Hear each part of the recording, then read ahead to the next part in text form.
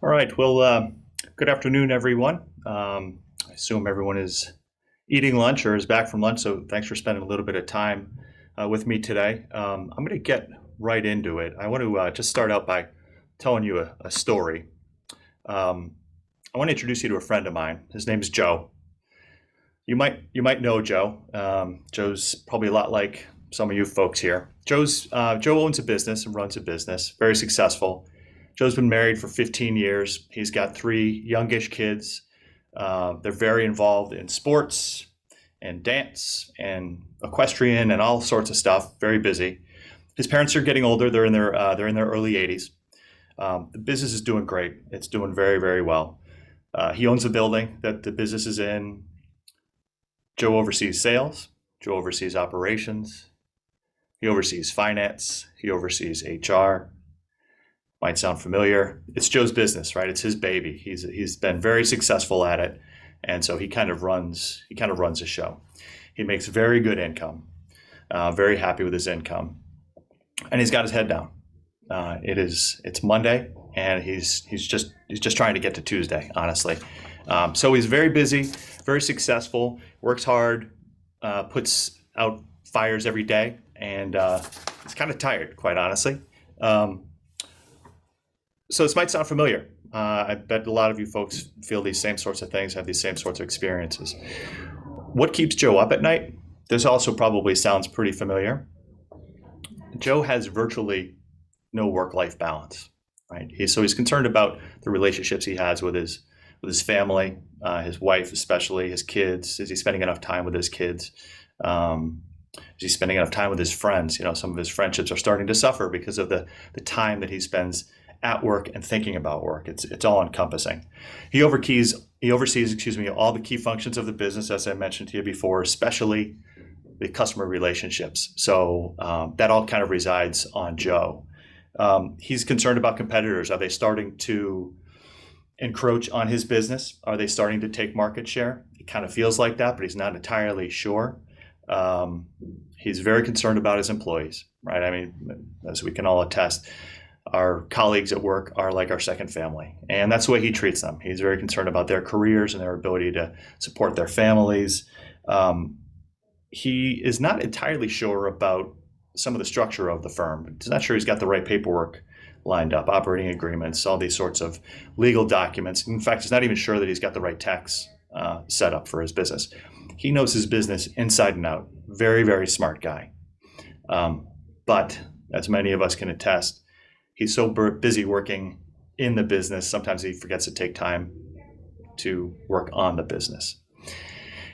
And he's concerned about the value of the business. You know, at some point, Joe's going to leave the business. That's a certainty. 100% of business owners will leave their business at some point.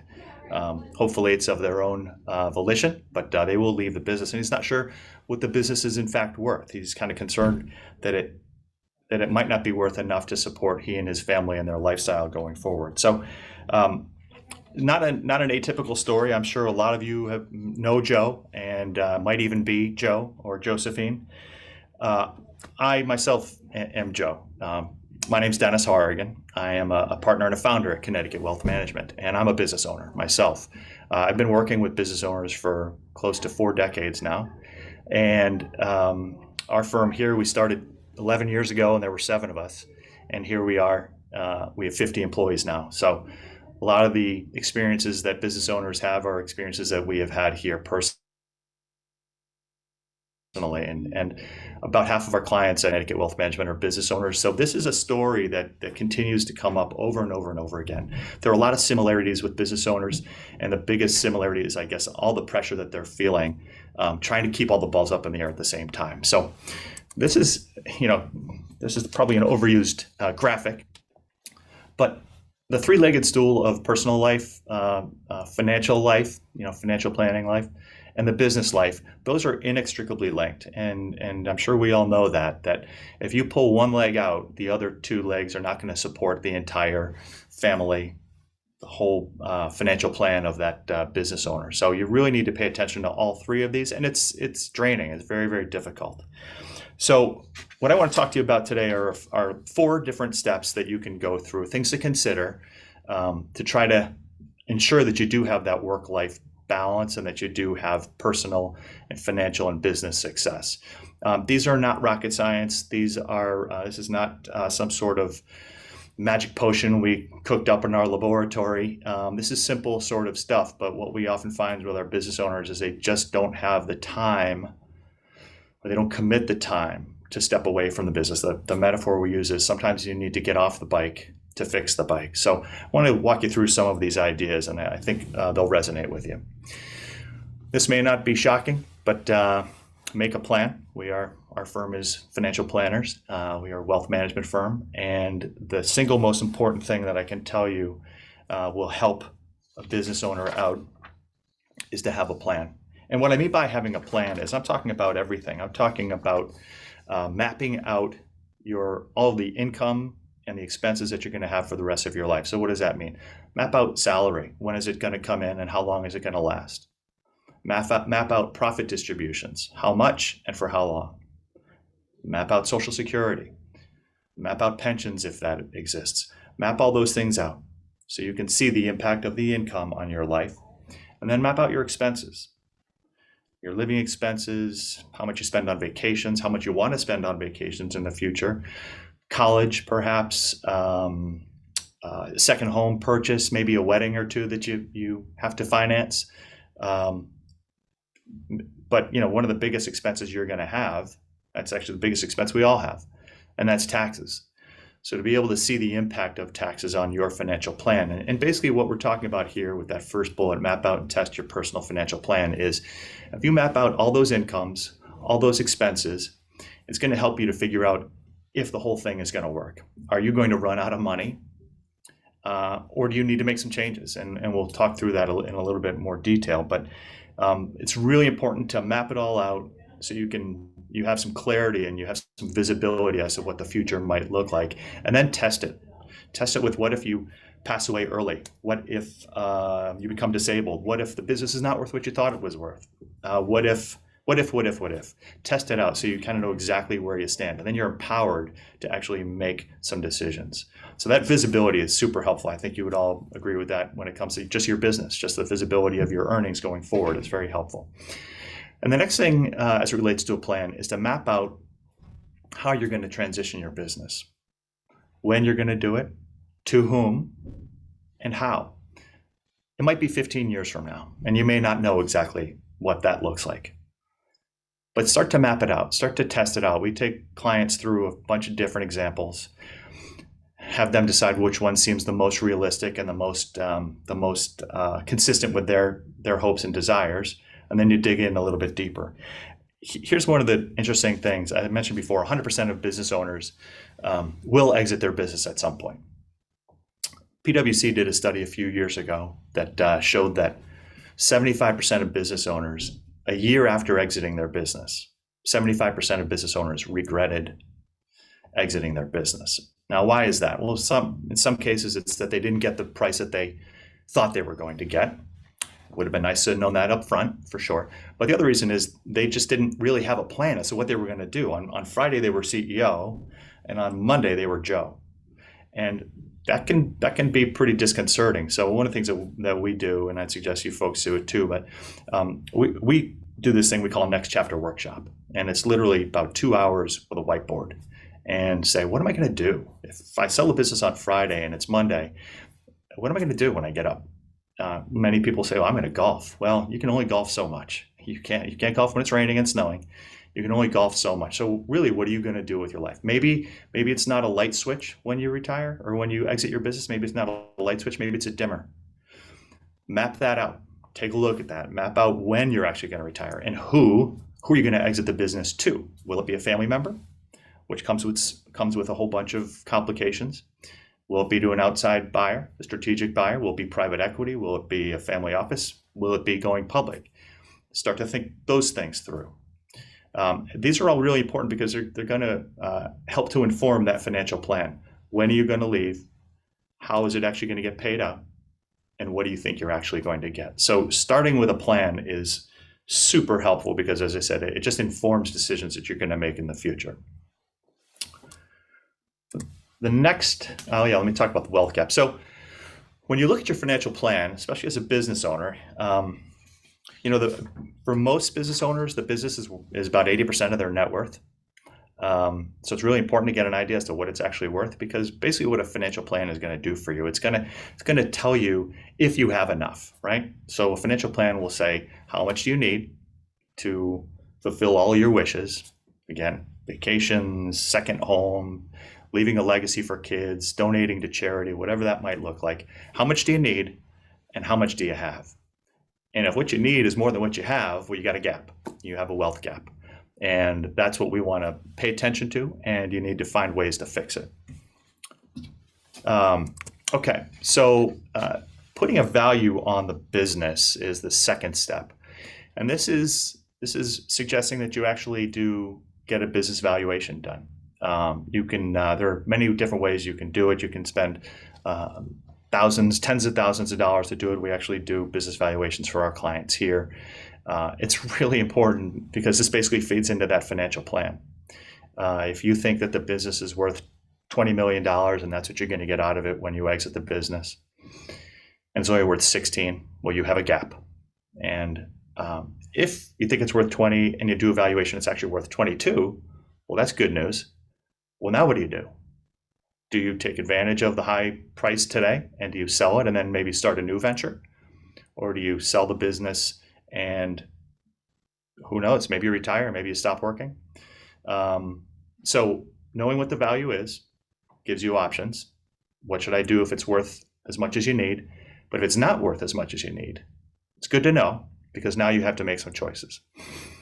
You can change expectations about your future. You can change the expectations about how much money you're going to spend. Maybe that second home isn't in Naples. Maybe it's in, I don't know, South Carolina. Maybe it's, maybe the kids' weddings, you're only going to write a certain check and it's not going to be an unlimited open check sort of a situation. Or you can grow the value of your business. We'll give you some examples as to how you can do that pretty effortlessly, I might say. So those are really the two options, right? Either it's worth enough or it's not worth enough, and it's not worth enough. You need to change expectations or grow the value of the business. By the way, if you have any questions at all, feel free to type them into the chat box, and I'll try to get to them and answer them. So this is that story I gave you before. Valuation. Joe needs $20 million out of his business. That's what he needs to realize when he exits his business. But currently the business is worth $16 million. He's got a $4 million wealth gap. Again, good to know. And now you can start making some decisions. But a business valuation doesn't just do that for you. It doesn't just give you the fair market value. It actually can provide a lot of other information that would be useful, because it's actually going to drive valuation in the future. So what do I mean by that? Some of these key performance indicators, the KPIs. This is an example of a client that we recently were working with. And I'll just draw your attention to a couple of these. If you look in the upper right corner, the income to revenue, which is basically profit margin, is 3%. And that's below the industry average for this particular industry. All right, well, he thinks he's got a business that's above average, but the margins are below average. Well, now we know there's some work to do. Maybe we can tweak a couple things and we can increase his margins. We know that his ROE is actually above industry average, so that's great.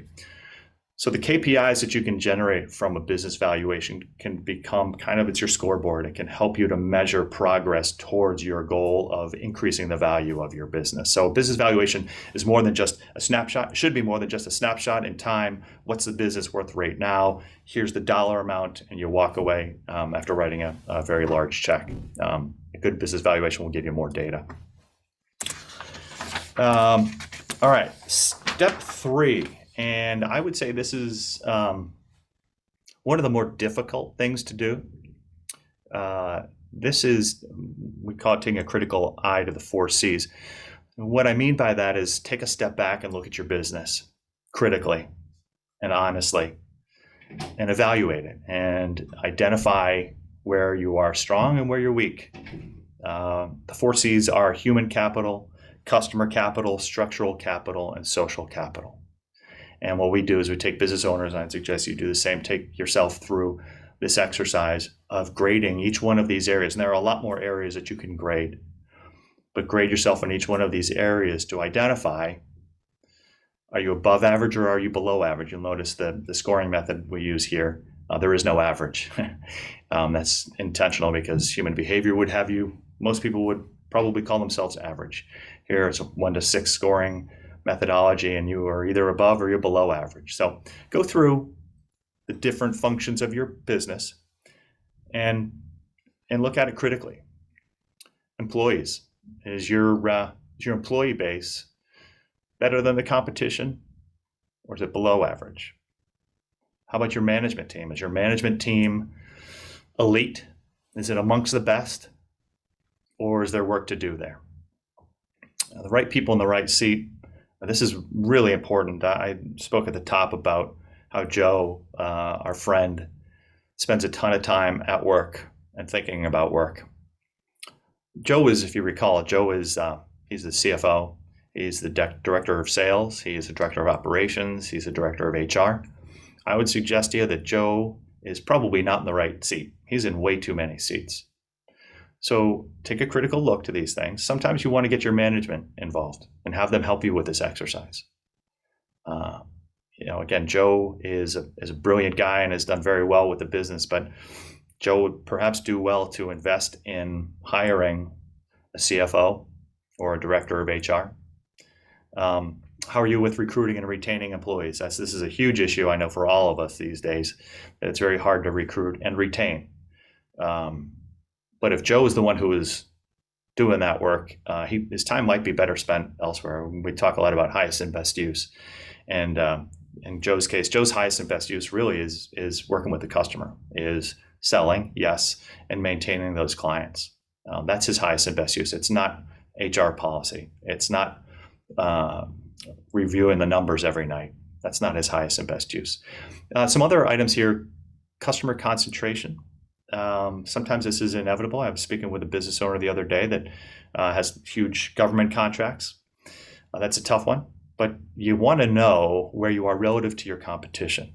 Do you have a customer concentration issue? Does a lot of your revenue come from 1 or 2 customers? There might be something you could do about that.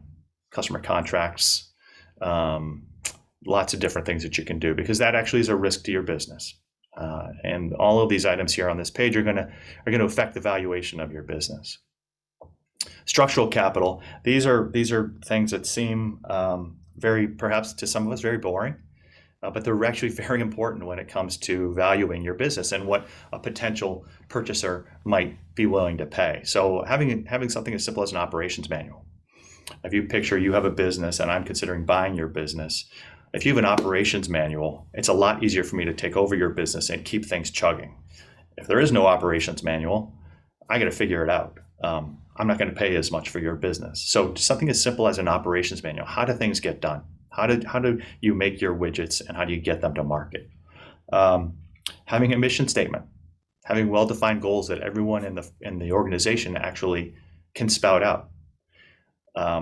That ties in a little bit with social capital, which is kind of this idea of culture. Culture is this kind of ambiguous sort of a thing, and it's hard to actually create culture from whole cloth, but it's super important to the value of a brand, is the culture. By the way, it helps recruit and retain employees. So do you have a good culture in your firm? Do people enjoy working there? Do they support each other?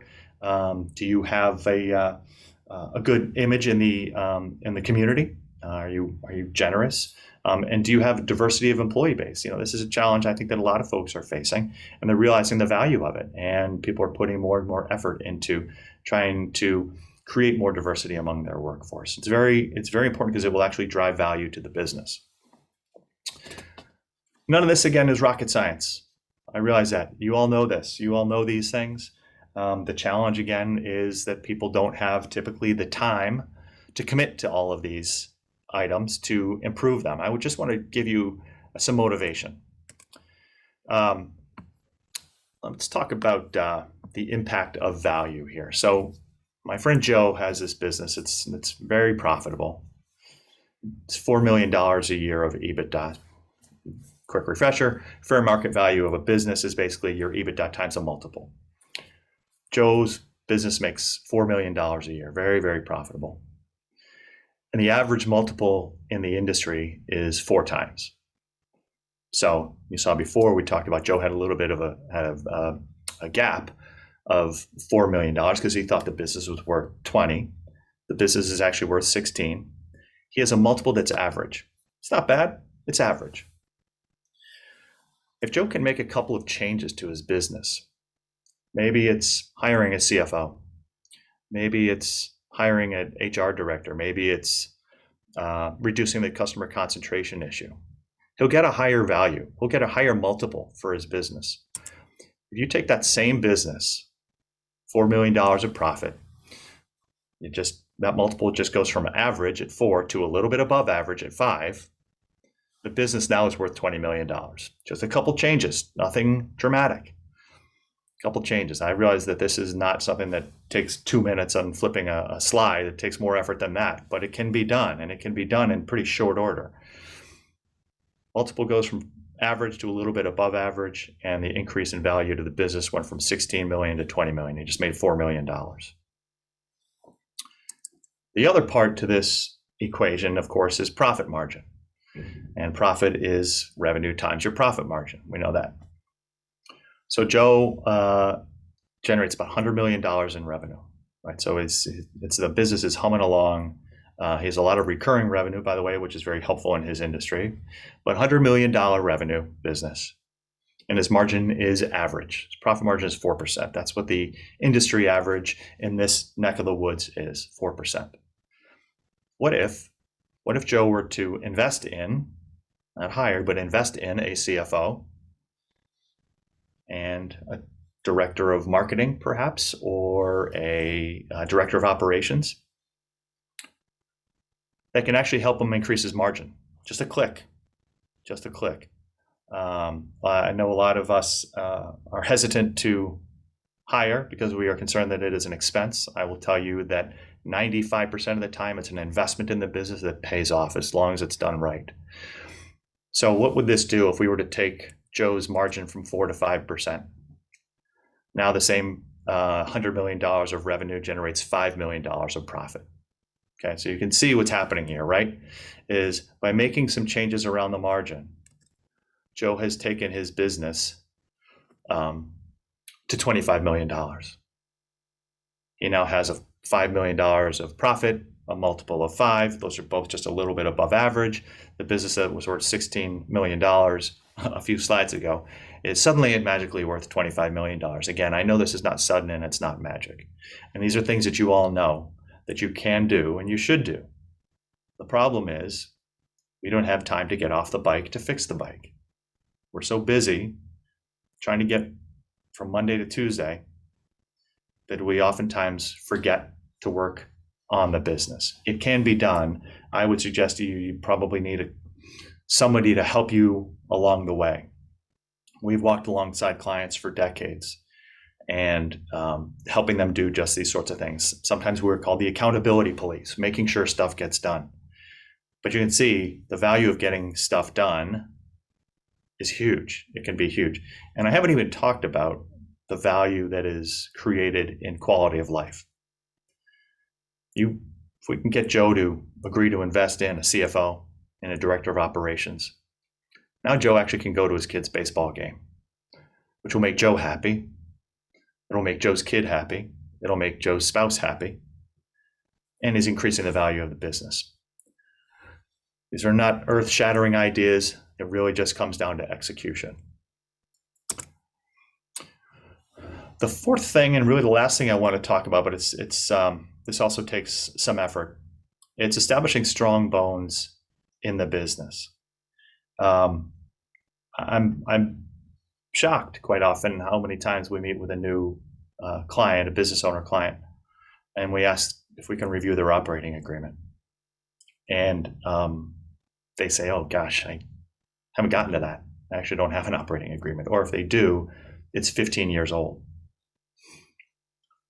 So when we do review the 15-year-old operating agreement and we play it out, we kind of game out what would happen when Joe leaves his business. It's about to happen with a client this afternoon. Well, we reviewed their operating agreement, and what we were able to identify was what they thought was going to happen is not actually what's going to happen. And so they need to go back and review their operating agreement and redraft it, get their attorney involved and redraft it. Business owner knows that there may be issues with the operating agreement. They just don't have the time to go through it with a fine-tooth comb like an advisor or a coach might do. A buy-sell agreement is similar.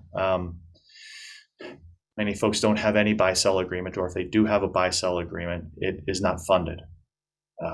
If you game that out, again, you show people what will happen. We had this happen recently where a business owner discovered that he was going to be, and this is very, very common, two partners, and he realized that he was going to be partners with his sick partner's spouse. So now his business partner is his ex-friend's spouse. That is not at all what he planned on, and now you have an unhealthy relationship between the two owners, which is going to decrease the value of the business. It's probably going to decrease margins. It's going to decrease revenue probably. So making sure that that buy-sell agreement is tight and is up to date and is funded. Employment agreements. So this is something that you see oftentimes is given a lot of consideration with the M&A folks when they're looking at the value of a business. Do the key employees have employment agreements? Do they have non-competes? Do they have non-solicitations? Very, very helpful to get that done. You should at least take a look at it. If not implemented, a good labor law attorney can help you draft those and can tell you some of the pitfalls and some of the risks there, but definitely something that can increase the value of a business. Patents and trademarks. This is, again, another one that might be pretty obvious to folks. But if you have a unique operation, if you have a unique product or a unique process or a unique service, go talk to an IP attorney. If you can get a patent or a trademark on the business, the name, the actually the operation of how you manufacture your product, the impact to the multiple is huge. And to have a meeting with an IP attorney, an intellectual property attorney, is certainly worth the time, because it can make a huge difference in the value of your business. Just make you more attractive. Customer contracts. I pointed this out before. If you have an issue where you have high customer concentration in one or two customers, you may want to look into customer contracts, longer term contracts with those folks, because I will not pay a high multiple for your business if 80% of your revenue comes from one client, and that client can leave any day. It just decreases the value. I think that's probably pretty obvious, but sometimes it gets away from people, and they don't realize how much revenue one client is actually generating. You kind of lose track because, again, they're so busy working in the business, they forget to work on the business. And business just grows and grows and grows. It's something that you need to pay attention to. The last one here, again, is not very sexy, but it's managing your risk. It's taking a look at your commercial, your liability, your workers' comp insurances, but also looking at your health insurance, your benefits programs. All of these aspects of your business will make you more attractive to a potential buyer. And by the way, that buyer could be your son, your daughter, management, ESOP, could be anybody. It's not always just a strategic buyer that we're talking about to increase the value of your business. These are things that you should have on a checklist that you want to review. We review operating agreements every couple of years for business owners to see if anything's changed. Buy-sell agreements, same thing, every couple of years. These are really important things. I use the expression establish strong bones in the business, because as the business grows, so our business here, we started 11 years ago, with 7 employees. We now have 50. The business grows, and if you have a good service that people demand, your business will grow. And sometimes it grows so fast you don't have time to check it. It's kind of like your kid that maybe was 8 years old and was playing baseball, and then next thing you know, a couple of years later, the jeans they wore to baseball practice are floods, and now they're embarrassed to go to baseball practice. It happens. It's kind of incremental. The growth is incremental, and next thing you know, your kid looks like a spaz out on the baseball field. Don't let your business become a spaz. Pay attention to it on an ongoing basis and make sure that you're managing those risks. So just real quickly, I'm going to give you some of your time back today. I just want to recap the different aspects of this. We started out with a story about Joe, and Joe is our business owner friend who has been very successful, but his business is getting away from him, and he actually is, the business is running him. He's not running the business. And what we're trying to do for Joe to help him out, help him get better control of his life, and make sure that he's heading in the right direction is, number one, make a plan. Spend some time to sit down with a planner and go through what that plan is going to look like. Are you in a good position to meet with some success when you do decide to step away from the business? By the way, the better your plan looks, the more choices, the more options you have. It is beautiful to see business owners making decisions that benefit them and not decisions that they feel forced to have to make. So make a plan and review that plan. Value the business, figure out what it's actually worth, and then evaluate your 4 C's. How can I increase the value of the business? And the last one there is ensure that you have strong bones, ensure that you have all the I's dotted and the T's crossed, and there are no blind spots in your business. It's very hard to do, but it's very, very important for you to get through that.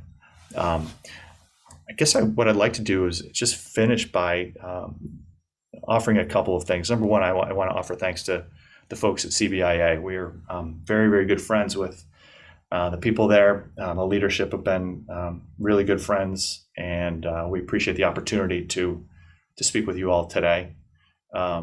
And I also just want to offer, if any folks have any questions, we are always available. We are a very unique firm. We are a fiduciary. We are totally independent. Our genes are in the accounting profession. Actually, we're spun out of a couple of accounting firms, so we're very tax sensitive and tax aware, and a lot of business consulting sort of skills here. So if you have any questions, if you need any advice, we're more than happy to grab a cup of coffee with you and sit down and see if we can help you out.